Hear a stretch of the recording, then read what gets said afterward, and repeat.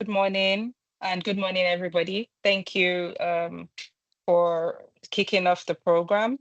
We're definitely delighted to be here, and I've communicated to our guest speaker that, oh, we're all excited to have her because, again, some of the team were able to see her profile. And also, without wasting any time, so please, everybody, join me in welcoming Mrs. Olubunmi Oluwaseun Kuku.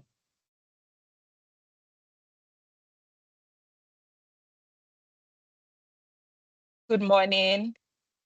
Good morning, Rafiat. How are you? And good morning again to the TGI family. It's nice to be joining you all this morning. Raul, I don't know if you're still on. Good morning again. Not sure if you remember me. We actually connected when I was at EY with Ashish Bakshi. So it's nice to connect with you.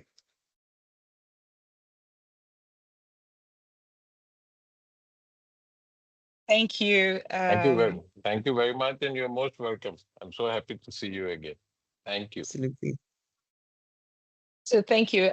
Without wasting time, again, because we've shared your name and some people have been able to look into you a bit, not in a weird way, but so I just wanted you to tell us a bit more about yourself, maybe like particularly relating to your career journey, which has been interesting, I must say. Again, from finance to well, financial services, then aviation, like that. Those are like polar ends, right? So we want to hear from you, like how that came to be. Sure, absolutely. Thank you again. So I started my career journey about 25 years ago, largely out of college, still working in the finance space. Started off with a tech company out of Silicon Valley called Navigation Technologies. I believe it's now being acquired by Nokia or Philips, not sure which. And later transitioned into banking. So I spent quite a number of time on the banking side. So I worked for Bank of Montreal, still based out of Chicago. During that time, I was able to get my MBA. So I had a part-time MBA from DePaul, as you rightfully mentioned, and got recruited by Deloitte. So I spent time, I think I've probably spent about 10, 15 years of my career working in consulting, largely on the infrastructure space, but still in financial services. So infrastructure advisory, that was really the focus, as well as on the consulting side as well. I came to Nigeria. I think I moved back to Nigeria about 14, 15 years ago, still to drive strategy for one of the local banks. And then I got my first stint in aviation. So I did get a chance to work with one of the former ministers of aviation as a special advisor on infrastructure and strategy. Largely, the role then was to focus on how we commercialize a lot of the airports that we have in Nigeria today. Sadly, the story around commercialization of airports still remains the same. So the focus was how do we grade the airports, how do we commercialize, and how do we bring in financing that would allow us to develop the infrastructure at the same pace that would allow us to compete with other airports around the world. But of course, in that capacity, I was able to work across the entire aviation sector, working with the airports, being FAAN, working with the airlines, and of course, working with the Nigerian Airspace Management Agency and focusing on policy. Subsequently, I moved back to EY, where I continued to take on an advisory role and lead Parthenon. My core focus while at EY again was really on the infrastructure and the advisory space. I worked largely with two sectors. I did public sector and also a lot more time on the financial services side. So did a stint at Visa for a year, interesting times, and an opportunity came along where the president had largely asked how we can turn the aviation sector around.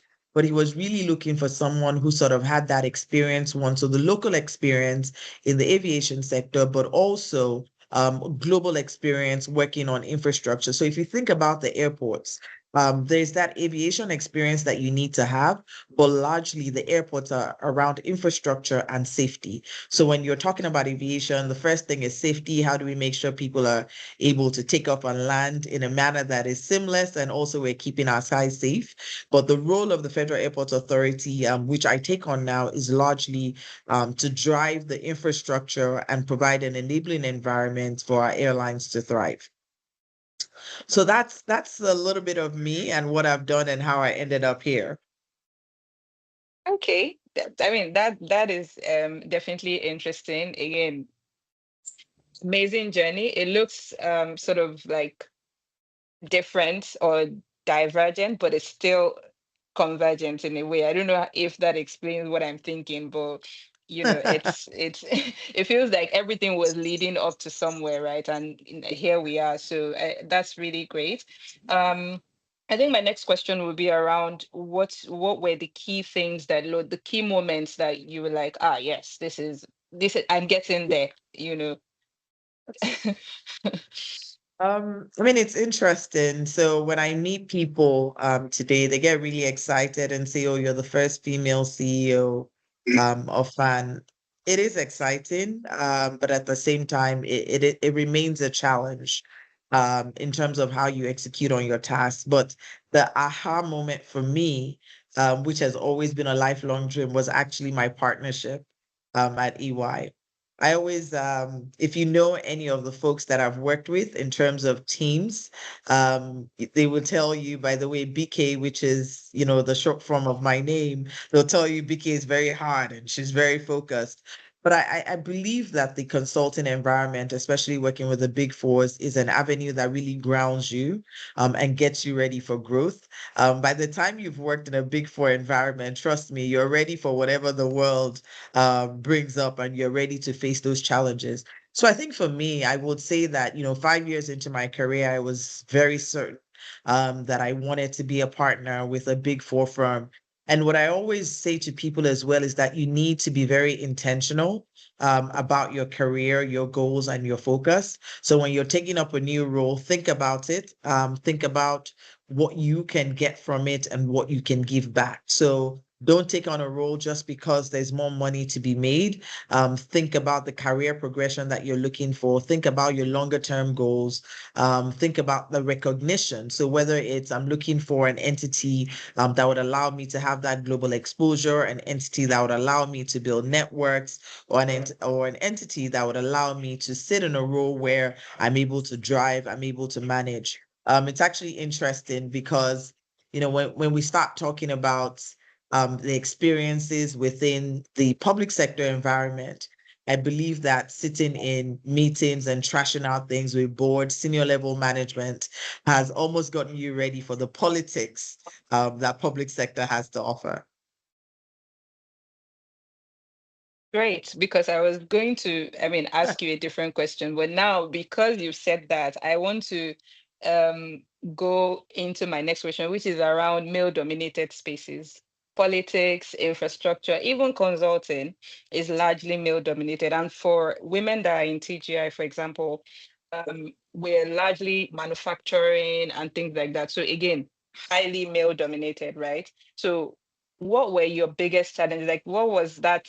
Maybe one time where it was definitely, that thing where is because you're a woman, you know, right? So what was that one situation that you had to, like, you were pushed into challenging status quo, and win or lose, how did that pan out, and maybe how did you navigate going forward? So let me start by speaking to being a female leader in a male-dominated industry, and I want to take my current role as example. I think in my past experiences, they were easier to navigate because it's a corporate environment. Everyone respects the other person as a colleague, and your intellect comes to play. And I would say that largely that was the experience working with a Deloitte or an EY. And largely, I could go in there when someone challenges you, it's easy enough to sort of use data-driven experiences to sort of back up the facts and the position that you're making, especially when you're talking in a client-driven environment. People respect you for that. They respect you for the intellect. I will say that in the public sector, it's actually the exact opposite. Um, one of the things that I would say is really, let's even just start with appearances. So I'm not sure if you can see me fully, but I'm actually dressed in an Adire outfit today. That's actually because I'm jumping on a flight in the next hour. So every time I go to Abuja, I found myself like I have to make sure that I'm actually a native, right? Or something that makes me appear much older that I look. It's actually extremely important. Appearance, positioning. I had an experience about 3 weeks ago. I'm not sure if you guys know who my chairman is. So I just got a chairman of the board of FAAN appointed, which is His Excellency Ganduje, who is a former governor, the party leader of the APC. And when his entourage came, so I'd met him prior to his first visit to FAN. But when his entourage showed up, I had on a suit and a dress. And the first question they asked is, "Where is the MD?" They were literally asking my staff, where is the MD? Where is she? And I had to say, look, I'm right here. I am the MD. And again, it goes back to how people perceive you, how people see you. And I think that it's important. I think my keyword for today is intentional. You have to be intentional. So when I go to Abuja, I'm in my native. When I'm going to the National Assembly, I'm not wearing a dress, but I'm wearing up and down and a scarf that makes me appear in the position of authority. The other thing I want to say is that one of the critical things is to know when to pull out your battle cards. Yes, we're moving towards an environment where we're fighting for gender disparity, to close the gender disparity gaps and gender equality. But as a woman on the table, you need to make sure that you also assert yourself and you know when to speak. So when you're going to speak, it's not just because you want to make your position clear, but you want to make your position clear, you want to make it loud, and you want to make it definitive. So there, a couple of situations where another example I would say is where I had a National Assembly visit. And the reference to me was because I knew someone or I'm married to someone, and that's how they see you and that's how they respect you. So I think the feedback to the women is make your position very clear, stand your ground, do not be pulled off, and know when to bring out the battle cards. Love it. Because I think that's, again, you've already giving us something, and I'm seeing all the applauses here because again, people are these are things that people can resonate with, or that resonate with people rather, and they can relate. And so it's a big deal to hear from people who are having lived experiences at a different and maybe higher level. So thank you for that response. So I think I will just go into the theme for International Women's Day this year is for all women and girls, rights, equality, and empowerment. So again, a lot of people are more connected to these things because they sound like buzzwords, or they're not connected to it because they sound like buzzwords. Everybody just says these things. We make t-shirts and we're all ooh ah, and that's it. So I want to make it a bit more relatable, and that's where we need your expertise, right? To say that how can organizations, whether public sector or private sector, and again, this would come to um, a particular point that we're making, like how can they um, drive greater gender diversity in the workplace? And I would give the rationale for this question is simply around something called the broken wrong phenomenon, right? Where you find that a lot of women start off, you have a lot of women starting off entry level roles, and somehow as they progress, people they keep dropping off, right? And it's an established phenomenon. There's a lot of data to back it up. So, what do you think organizations can do to support women in that regard, and so that there's a bit more balance, right? And you can't hire people who don't want to work. You can't, even if you want to, be balanced, you have to, get people that are willing, and there's the environments that supports them to be able to do that. So, what do you think can be do, or what do you think is the reason for this, and what can be done about it? Okay. Interesting question that you ask. And I'm a radical, or I have radical beliefs, is what I would say. So, in as much as I believe in organizations having programs or initiatives to help close the gender gap, I also think that as women, where we know that we tend to be marginalized sometimes, you also have to be purposeful. Um, Again, it goes back to that keyword that I keep saying, intentional. I think for me, there were two things that, really struck with me at the beginning of my career, and I made a choice to do one or the other. You don't have to do one or the other. You can try and strike a balance between both, but this is what worked well for me. And I like to speak with my experience. I started off with a focus on my career. So I didn't get married till I was in my 30s, in my early 30s. And I know that sometimes in the Nigerian environment, that may not necessarily be ideal. But I was able to build my career to a point where I had my master's. I was already middle management.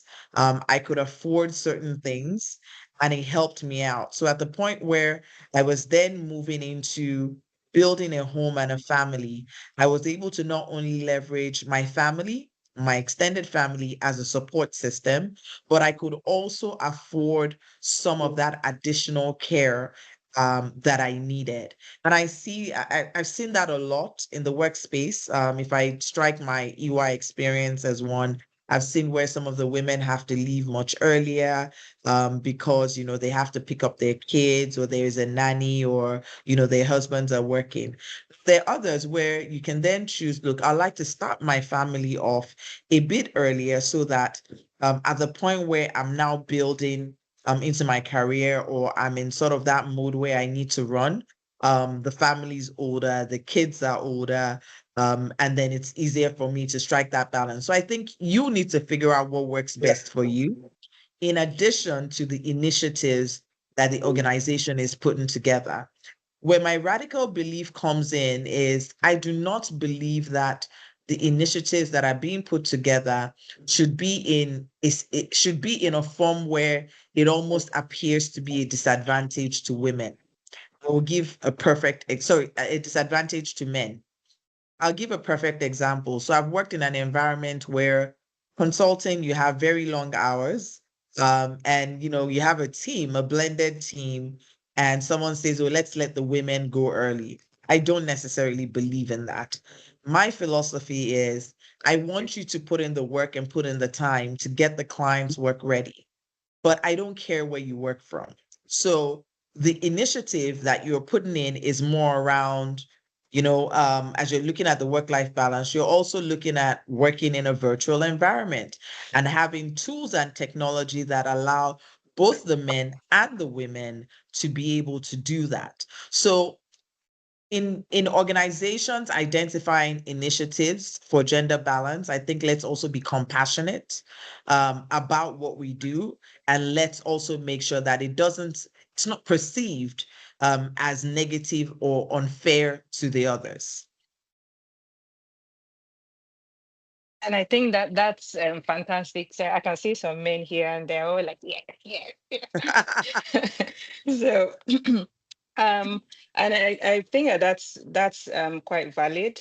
Again, because at the end of the day, we're trying to balance things, not tip the scale, right? So Absolutely. the idea definitely works. So in this regard, again, we talk about in the I do use this term loosely. In the feminist conversations, we always talk about allyship, right?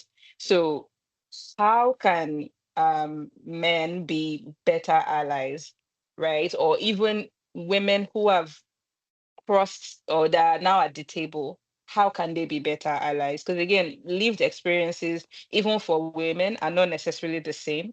So, how can they be better allies, um, being that they're up there, they're decision makers and all? I think in terms of how we can leverage men as better allies, the feedback I have to all the women on the call and even the men is, look, speak up. Where you need help, ask for it. One of my career defining moments was, I would say, in my Deloitte days. I had two people who stood as mentors to me. And again, I was very intentional. You can imagine in an environment where you have people and you have opportunities, not everyone gets the same opportunity on projects, right? You potentially wouldn't believe that is also happening in that environment. I did find a very strong male partner. I recall his name was Steven Ehrenholt. He was actually a Jewish partner who worked out of the New York office. And I approached him because I sort of admired how he had grown in his career, the relationships he had in terms of, networks, in terms of building strong teams that could deliver on his project. And I literally said to him that I wanted to work much closer with him. Again, I was probably a senior consultant at that time. And being a senior consultant and approaching a partner is a huge gap. But when you approach them, have a very clear list of what you want to achieve and how you want them to help you. Don't leave it open. Don't leave it vague. Ask for the top three things that you would like support in and let them know how you want them to support you. Is it through mentoring or coaching sessions? Is it on the job shadowing? Is it time outside the office? Is it by having them include you in certain environments that you need to be in? That's one. So find a very strong mentor or someone you see is at the peak or the pinnacle of your career that you emulate. The second is making sure that you show up. And showing up means that you're building. So even in trying to identify a male ally, where are the men? Where are the guys? Where are they showing up? Where are they making those deals, those contacts, and those relationships? So in a Nigerian environment, you have social clubs that a lot of our leaders are in. So you see, someone who is, whether they're at the book club or at the polo club, or they're either smaller groups, they could even be professional associations where, these guys are leaders. So make sure you show up, find out what they're doing, where they're networking, and make sure you're there and participate so that they see you and seek the help and the support that you need. Does that not sound like trying to be one of the boys? I'm just saying. So if you can't beat them, you join them, right? It doesn't mean Mm, that you take away from what you're doing on a regular day. But if you want to be making decisions, it's almost like saying if you want to be sitting in a boardroom with them, then you have to be there. You have to show up to be there with them. This these locations or these sort of associations that I spoke about are not for one gender or the other. But if you're sitting there in a more relaxed, in a more social environment, or even in a professional environment where those decisions are being made, trust me, 50% of the decisions that are happening at the board level or the management level are premeditated or have been pre-discussed before they get into that room. So if you're not there, you have no clue what's happening. right. Okay. I'm guessing that people are taking a thing or two. By the way, guys, if you have questions, please drop them in the Q&A or in the chat box so that we can quickly move into the Q&A section shortly. So I think that one of the questions or something I would want to now ask is, everything we've talked about here is boardroom, Abuja, work, and all. But when it all gets overwhelming, how do you relax? Like, what do you do to decompress, sort of? The compression for me is time with family. It's alone time. I think one of the things that remains sacrosanct with me is family time. I don't, irrespective of what it is that needs to be done, my family takes priority. I don't make sacrifices when it comes to my family. So I start at the beginning of the year. I look at my school calendar for my children, make sure that the critical things where I have to show up, they're there, and everyone in my office knows this is personal time, right? So try not to schedule any meetings. If there are any critical meetings that show up at that time, I try and manage them. Once in a while, there are situations where I'm not able to make those commitments to family, but at least I know that it's less than 25 or 30% of the time. So even in my relaxation mode, it's trying to spend time with them. So if I have to travel away, it's spending time. If I have to be at home, even somewhere locally, it's spending time. Another thing that I do like to do is tennis. It's been a lot more difficult with this environment to try and juggle that time for either workouts or sporting activities. But I spent I would say the last month or two, again, being intentional on how do I go back to that. So time with family, a sporting activity that I love, and travel when it's with family are the critical things that I do to relax. Okay, fantastic. So I don't know if people have questions, but I wanted to ask you this, by the way, out of curiosity. Again, obviously we follow your activities on Twitter and things like that. And um, how do you find um, the way that people now relate with social media, regardless of the age, and when it comes to gender issues? I don't know how much of social media you use or consume, by the way. Just I'm just asking. I would say that I'm a silent observer on social media, outside of professional activities, but I'm there. So, X is probably the first place I go to for news, just because you're sort of crowdsourcing, it gives you a different perspective on what's sort of happening, whether it's locally or globally. I tend to use professional social media, so I'm on LinkedIn as well when I'm looking up people and trying to see what is happening. But my perspective of social media is don't don't assume everything you see is 100% accurate. um and that's the reason why they say for certain social media applications you need to be above a certain age, because you need to be able to process the data that you see and how you interpret it. I'll give an example. I think I did an interview with channels sometime last year, and one of the questions I was asked was something about, are you stepping on toes, and how does it feel? And I responded to say yes. In a position like this, you will typically step on toes because you're trying to drive change in an organization or in an environment where people are used to doing things in a certain way. And the next question was, um, how how do you are you tired, right? So are you tired of the job? And I believe my response was, I'm not. I'm really very much as committed to this job as when I started. And if I feel at some point that I'm tired or frustrated, I will pens down and take a bow.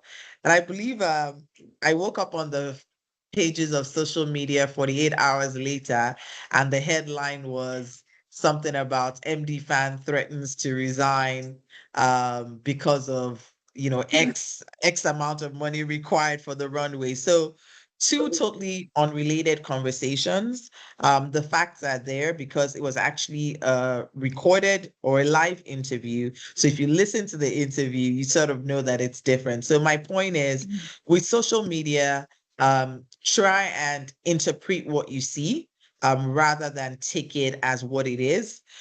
In terms of how gender comes into play with social media, I'm not sure that I really see what the difference is. I think it's really around your maturity level, irrespective of your gender. Okay.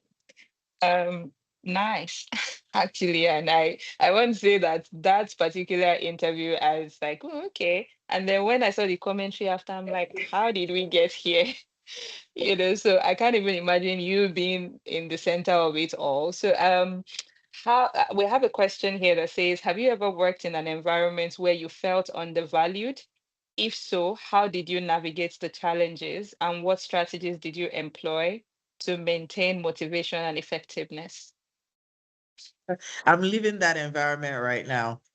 Um, I think this environment, so as glamorous as being the managing director, chief executive of FAAN sounds, I strongly believe that there's some, I don't want to use the word undervalued, but I believe that there's skills that I have that I could better put to use, if the environment allowed it or the potential bureaucracy of government.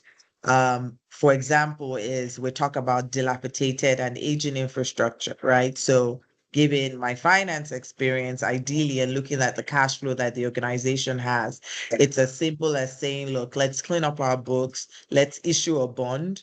Or an infrastructure bond that allows us to invest very rapidly in rehabilitating a lot of this investment or potentially securitizing our cash flows. But it's a lot more complicated, than that when it comes to government, the approval levels, getting the buy-ins of different people. And it's not just what is logical.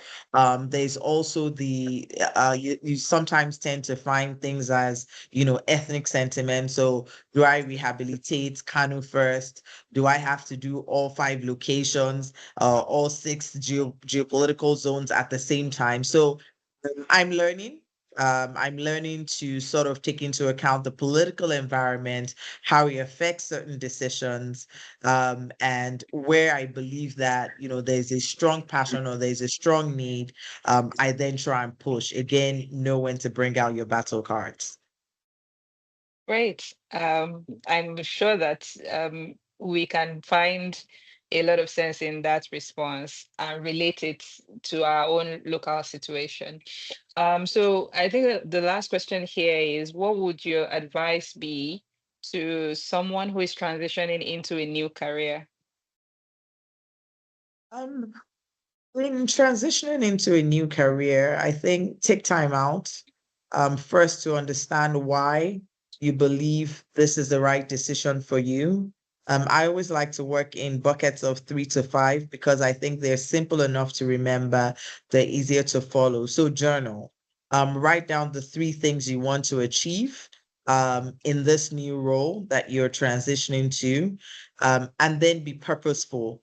What are the initiatives or what activities do I need to take on that would allow me to achieve each of those objectives, and start small, right? So you don't have to achieve everything, but always make sure that you set some time to review. So whether it's once a quarter, come back and say, look, am I on the right path?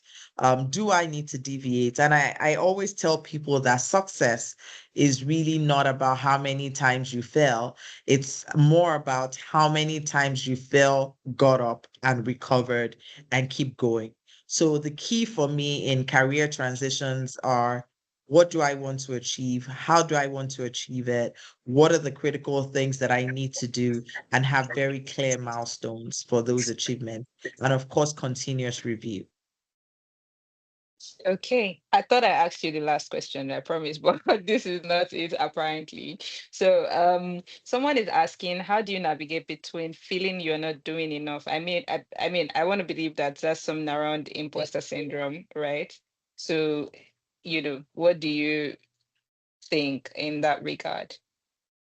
I mean, there are 2 things, right? So is it a feeling or is it the reality? So I think for me is separate reality from feelings, and then try and do a personal check, right? So a sense check to say, what could I have potentially achieved if I had all of the resources available to me? And where I didn't achieve it because I don't have the resources, what are those resources and who can help me make those resources available, or how can I bring those resources to forth? And where you've actually sort of strived to achieve it and there's a perception that you haven't, then you need to communicate what you're doing. So, what have you done? How have you done it? And then change your communication strategy. Who are you talking to? Who's the target audience? Who are my key stakeholders? Do I have, an all-encompassing feel of, what my stakeholders expect from me, what they expect in terms of me doing enough, and then do a sense check between that and what you expect that you would deliver on. Thank you so much. And I just want to now, if there's something you don't want us to forget, right? Because again, we're rounding up, and I'm going to hand you over to our director shortly, just so that he can give his remarks, and then after that, we can let you take your flight. So I'm not going to tell everybody that I literally held your leg like this. That please don't get on that flight until So if there's something you don't want us to forget in this entire almost 40 minutes conversation that we've had, what would that one thing be? I think that one thing will be define your own journey. Whether it's in your career, whether it's in your personal life, you need to be at the helm of your life. You need to control the situation. I'm also one of those people that worry a lot, so maybe I'm not necessarily walking the talk. But I think that, your perception of reality is based on your own imagination. So don't worry about what people are saying. Don't go and look for what's not there. Be purposeful about what you want to do. Tell your own story, define your own story, and be the architect of your own future. I think those are my lasting words. Thank you very much. So Thank you, thank Rakia. you. Thank